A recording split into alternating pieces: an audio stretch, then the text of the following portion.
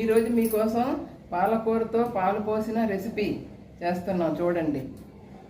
పాలకూర అండి, బాగా క్లీన్ చేసి పెట్టాను. ఇప్పుడు కట్ చేస్తాను.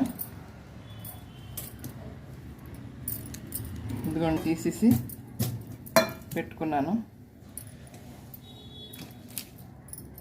ఇదిగోండి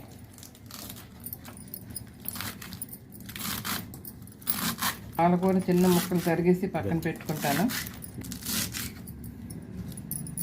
పాలకూర చిన్న ముక్కలు తరిగి పక్కన పెట్టుకుంటున్నాను. ఇది చాలా బాగుంటుంది పాలకూర, పాలకూర.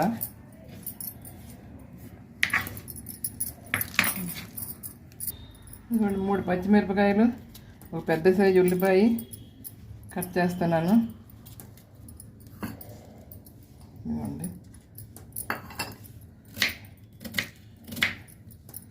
చిన్న ముక్కలుగా తరిగేస్తున్నాను. చిన్న ముక్కలు తరుగుతున్నానండి. ఇదిగోండి ఈ పెద్ద సైజు ఉల్లిపాయ చిన్న ముక్కలుగా తరుక్కోవాలి. తర్వాత 2 టమాటాలు తరగాలి. ఇదిగోండి టమాటాలు, ఇదిగోండి 2.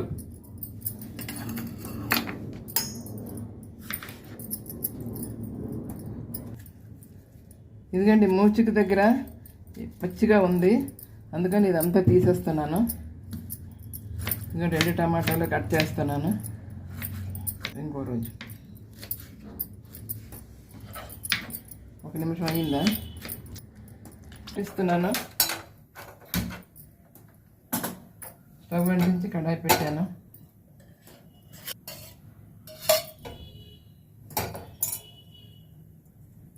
వేడెక్కింది.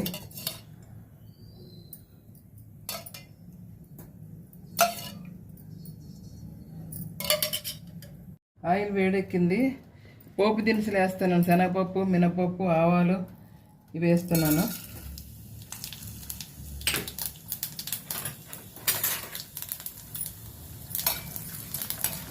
బాగా తెగిపోయాయండి. బాగా ఉల్లిపాయ ముక్కలు వేస్తున్నాను. ఉల్లిపాయ, పచ్చిమిరపకాయలు,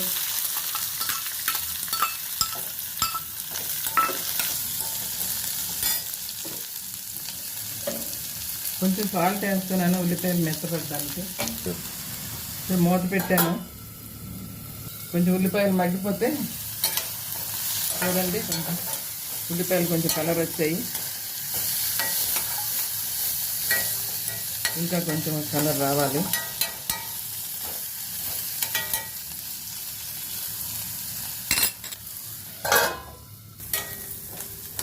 ఉల్లిపాయలు వేగిపోయి టమాటా ముక్కలు వేస్తున్నాను.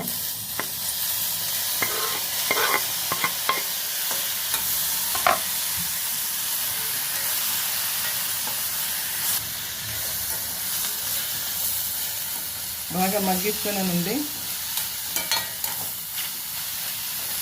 బాగా మగ్గినంత వరకు మూత పెడుతున్నాను. ఇంకా కొంచెం మగ్గాలి. టమాటా కొంచెం మగ్గితే టమాటా అయిపోయినట్లే.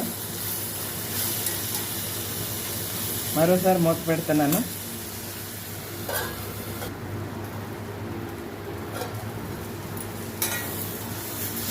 టమాటా మగ్గిపోయిందండి. మగ్గిందండి. ఇంకోటి పాలకూర వేసేస్తున్నాను.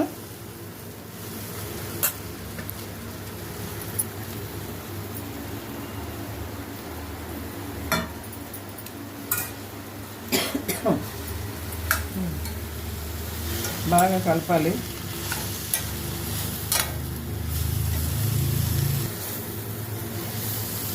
టమాటా పాలకూర బాగా కలిసేటట్టు ఉడికించాలి మెత్తబడినంత వరకు.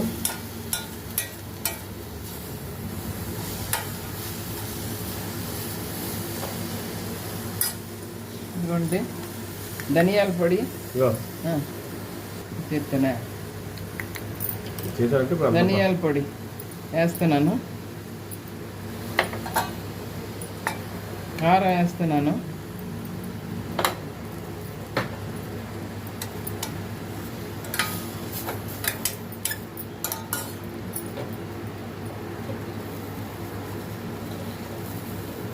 సరిపడా ఉప్పు వేస్తున్నాను.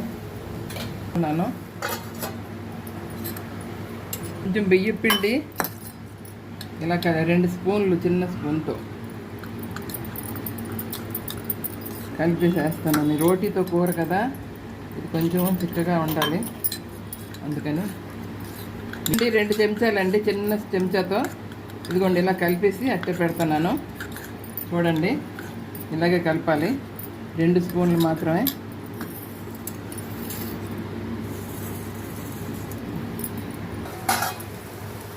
ఇదిగోండి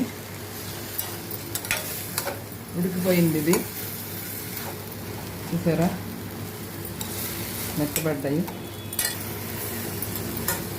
ఇదిగోండి బియ్యం పిండి కలిపాను కదా, ఇది వేస్తున్నాను. పాలు పోస్తున్నాను.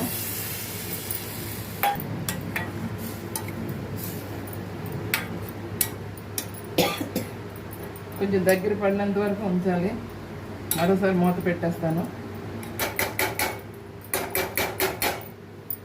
మూత పెట్టాను.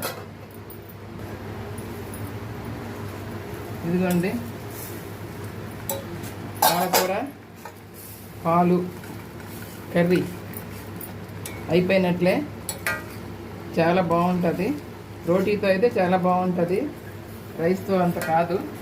రైస్తో కూడా తినవచ్చు, కానీ రోటీతోనే రోటీ పూరి దేనితోనైనా బాగుంటుంది.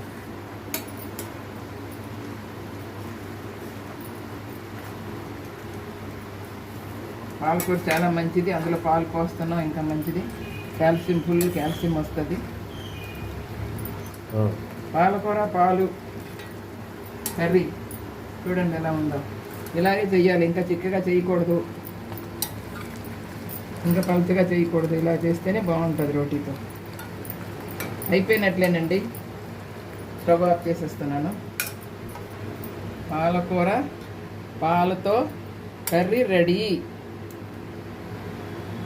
మీరు ట్రై చేయండి, చాలా బాగుంటుంది. భాగీరథి ఆంటీ చేసిన కర్రీ ఇది.